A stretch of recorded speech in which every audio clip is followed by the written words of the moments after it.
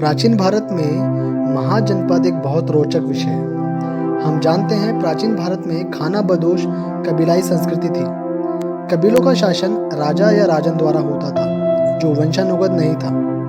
ये कबीले धीरे धीरे राजनीतिक सक्षम होने लगे और धीरे धीरे टैक्स, मुद्रा प्रणाली, सैनिक व्यवस्था, नौकरशाही के विकास के कारण नगरीकरण शुरू हुआ और राज्य का रूप ये लेने लगे। इन्हें 7वीं या 6ठी ईसा पूर्व जनपद कहा जाने लगा। 6ठी सदी ईसा पूर्व लोहे के उपयोग व राजनीतिक विकास से जनपद लगातार विकसित हो विस्तार करने लगे।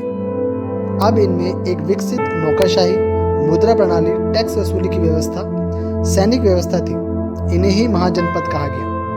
बौद्ध निकाय, अंगुत्तर निकाय और जैन आगम भगवती सूत्र के अनुसार 6ठी ईसा पूर्व इनकी संख्या 16 बताई गई है।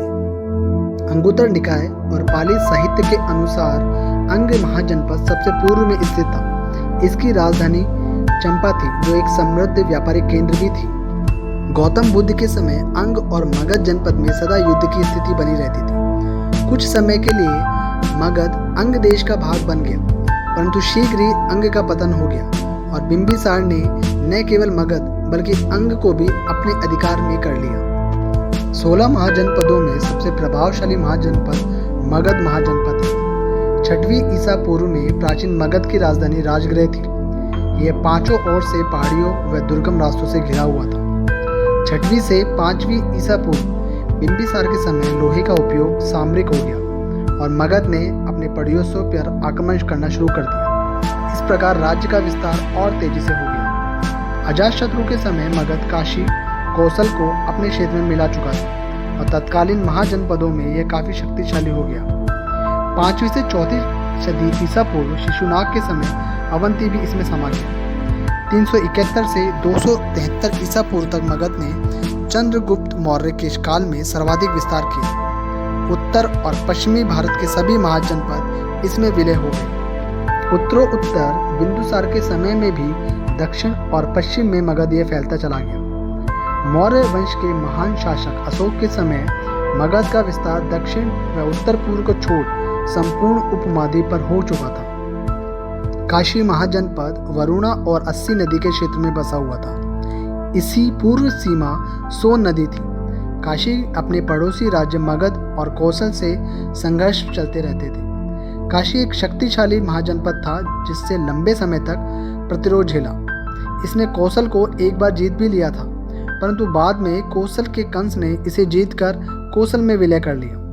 6वीं सदी ईसा पूर्व काशी वैदिक, जैन और बुद्ध संस्कृति के प्रभाव में आ गया था।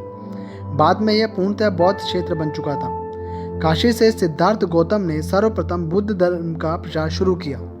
काशी अजातशत्रु के समय मगध का अंग बन चुका था। मगध के उत्तर की ओर वज्जी संघ स्थित था। यह संघ 8 कुलों के संयोग से बना और इसमें 3 कुल प्रमुख थे: विदेह, वज्जी और लिच्छवी। विदेह कुल की राजधानी वैशाली थी। यहाँ वस्तु से ज्ञात होता है कि गौतम बुद्ध लिच्छवियों के निमंत्रण पर वैशाली गए थे। बौद्ध साहित्य लिच्छवियों के सामाजिक व राजनीतिक जीवन पर प्रकाश डालता है। गौतम बुद्ध के अनुसार लिच्छवी गण की सामाजिक संगठन और एकता के कारण ही यह अजय था, परंतु इसके भंग होने पर मगध ने इसका विलय कर लिया।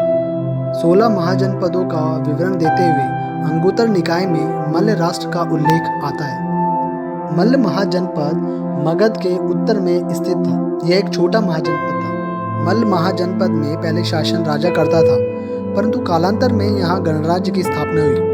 इसमें बौद्ध धर्म का बड़ा प्रभाव था। महात्मा बुद्ध के महापरिनिर्वाण के बाद बुद्ध के अवशेषों और राख पर संघर्ष शुरू हुआ। अंततः मल्लों ने अपनी स्वतंत्रता खो दी और मगध ने इसे अपने राज्य में मिला लिया। कौशल महाजनपद वर्तमान उत्तर प्रदेश के अवध क्षेत्र से जुड़ा हुआ था। कौशल वैदिक युग में एक छोटे जनपद से महाजनपद में परिवर्तित हो गया था। मूल रूप से बौद्ध और जैन धर्म की यह धरती रहा। कालांतर में हिंदू धर्म को मानने वाले इक्ष्वाकु वंश ने यहाँ शासन किया। कौशल को रामायण में भगवान राम द्वारा शासित बताया गया है।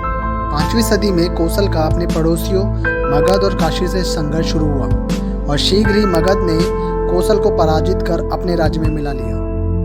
अंगुत्तर निकाय के अनुसार वत्स महाजनपद संभवतया ऋग्वैदिक काल में कुरु वंश से संबंधित था, परंतु संभवतया हस्तिनापुर में बाढ़ आ जाने से जनमेजय ने कौशाम्बी के आसपास अपना राज्य बसा लिया। इस महाजनपद का सर्वाधिक प्रभावी शासक उदयन हुआ, जो बुद्ध के समकालीन था तथा बुद्ध धर्म का अनुयायी बन गया। उसके द्वारा काशी, मगध आदि से वैवाहिक संबंध व राजनीतिक नीतियां कुशलता के परिचायक हैं, परंतु ऐसे में वत्स और अवंती आपस में शत्रु बन गए। अंततः मगध वत्स को भी अपने राज्य में शामिल कर लेता है। चेदी महाजनपद वर्तमान मध्य प्रदेश क्षेत्र के बुंदेलखंड और गंगा यमुना के बीच के क्षेत्र में अवस्थित था। इसकी राजधानी सुक्तिमती थी।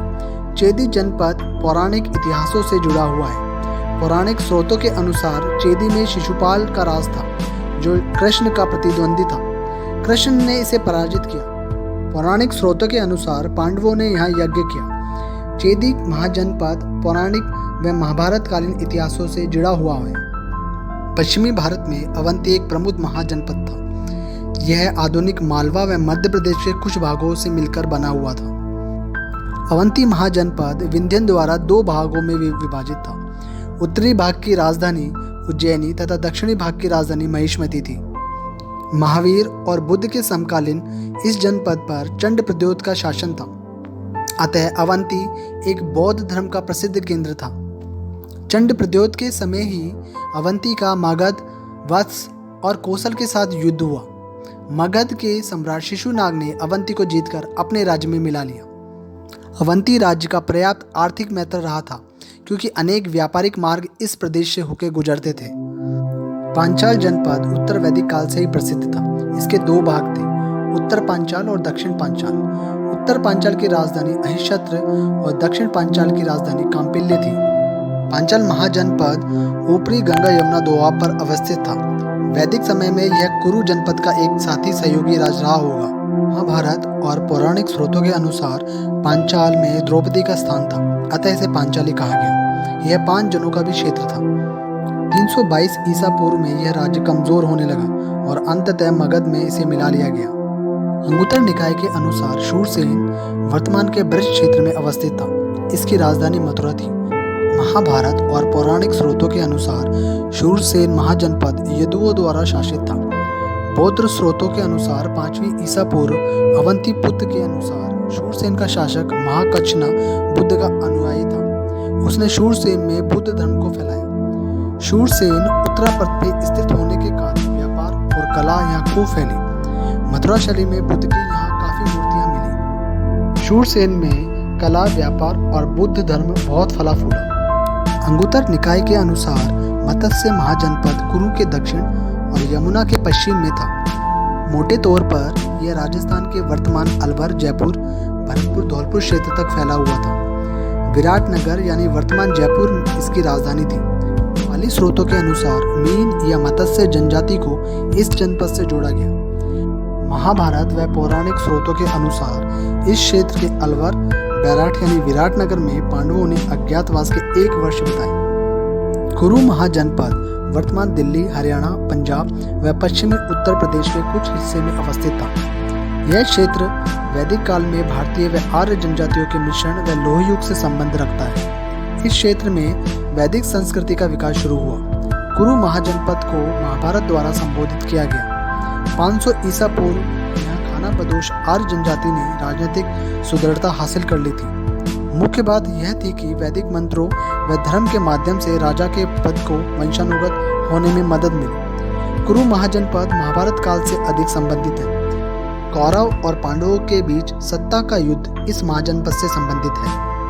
गांधार महाजनपद वर्तमान उत्तर पश्चिमी पाकिस्तान, उत्तर पूर्वी अफगानिस्तान में अवस्थित था। इस महाजनपद में काबुल और स्वात घाटी में नदियां बहती थी। पूर्व और सिंधु नदी अवस्थित है। गांधार की राजधानी तक्षशिला थी, जो महत्वपूर्ण शिक्षा का केंद्र, व्यापारिक केंद्र और बुद्ध स्थल थी। विष्णुगुप्त यानी चाणक्य ने यहाँ शिक्षा ग्रहण की। 6वीं ईसा पूर्व के लगभग इसे सिकंदर ने जीत लिया था।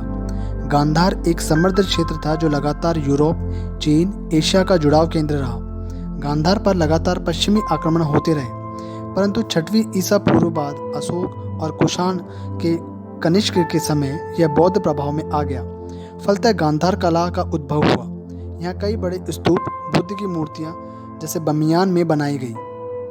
कंबोज महाजनपद हिंदू कुश के सहारे फैला हुआ था। गांधार महाजनपद इसके समीप था। कंबोज उत्तरापथ पर स्थित होने के कारण व्यापारिक मार्गों पर होने से कंबोज का बहुत महत्व बढ़ गया था। यह प्राचीन काल में घोड़े और कलाओं का बाजार था, परंतु पश्चिमी होने के कारण इसे सिकंदर का आक्रमण सहना पड़ा। इसके बाद इस क्षेत्र से शक, कुषाण, यवन भी आए। अशोक के समय कंबोज पर मगध का आधिपत्य हो गया था। अंगुतर निकाय के अनुसार दक्षिण भारत में एकमात्र महाजनपद अशमक था, गोदावरी बेसिन में अवस्थित था। इसकी राजधानी पैठन या बोधन या पोटिल थी। बौद्ध स्रोत, अंगुतर निकाय, पुराण, हाथी गुम्फा अभिलेखों से इसकी तत्कालीन परिस्थितियों को समझा जा सकता है। इस प्रकार प्राचीन भारत के 16 महाजनपद एक विकसित राज्य की अवस्था बताते हैं, जहां मुद्रा प्रणाली के साथ साथ नगरीकरण तीव्र विकास से हुआ। प्लीज़ इस वीडियो को लाइक, शेयर और सब्सक्राइब कीजिए।